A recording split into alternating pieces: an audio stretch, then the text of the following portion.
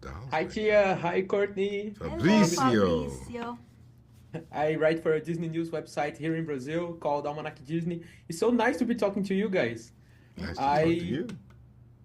I would like to start by asking you, Lilo and Stitch, the animated version was released like 23 years ago, and it's the rare example of a movie that only grew popular over the years.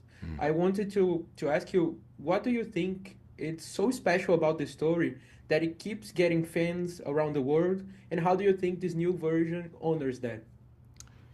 I think Hawaii's paradise for people, and I think anything that is shot there already has a better chance. But the fact that Stitch is such an adorable character and he represents all of us, like Chris Sanders was saying, that we're all like, bumbling our way through, and sometimes we make huge mistakes that we have to fix up, and Stitch is us and we are Stitch. So that, plus the paradise of Hawaii, I mean, it's no wonder that it keeps being a perennial favorite. And it's the story's about family. It's about the ups and downs and ins and outs and the imperfectness of the family unit, and as whatever that is these days, the family unit, and how it evolves and grows, and it was a very, very, I mean, just the idea of Stitch, once he finally recognizing that his behavior was potentially going to undermine the family, quote unquote, and then he really understood family and began to do what we do when we understand what family is. We sacrifice.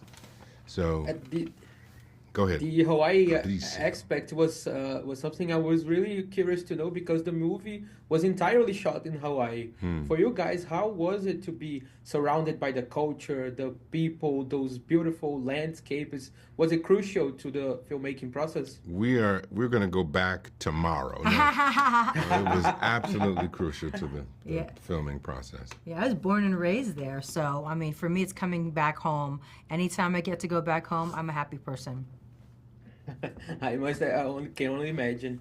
And you guys, Tia, you play a new character in the movie, Mrs. Kekoa, and Courtney, you play Cobra Bubbles, which is kind of iconic here in Brazil because she's also such a nice character. And I was wondering, what do you think these characters bring to the story, Tia? If you can talk a lot about your character, her role in the story, and Courtney, Cobra has a little bit of a bigger role here compared to the animated movie. So, what do you think they bring to the mix? Mrs. Kekoa, I think she was you think that she's a social worker, she's going to be taking the kid away, taking Lilo away from Nani, but I've created this backstory in my head that maybe Mrs. Kekoa went through the system herself. Maybe she was, a troubled child and she came out the other end. So I have this soft heart for Nani, and I'm hoping for the best for her, and I think that she can do it. So I'm taking it from that soft-hearted place.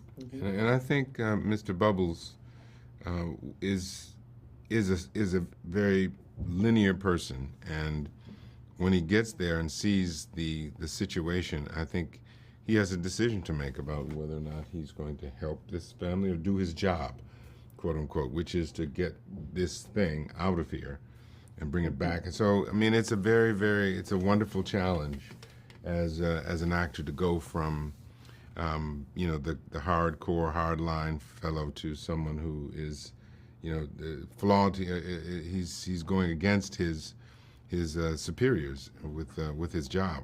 So he probably will be fired from the CIA. But it was worth it. I think here that I only have time for one more question, and I really have to ask, Tia, you were the original voice of Nani in the animated version of the movie, and a lot of people credit Disney's Frozen by bringing stories about sisters to the cinema, but Lilo and Stitch did this way back there. How does it feel to be on the story about this amazing sister love between Lilo and Nani? Well, first of all, I loved our inclusivity and the fact that people have said to me, I love that you were the first brown Disney princess that was thick. It's like, to be represented on camera, not like this skinny, mini, perfect little Barbie doll person. It's like, we are perfect in all different shapes and sizes all over the world. And to see ourselves, represented that way.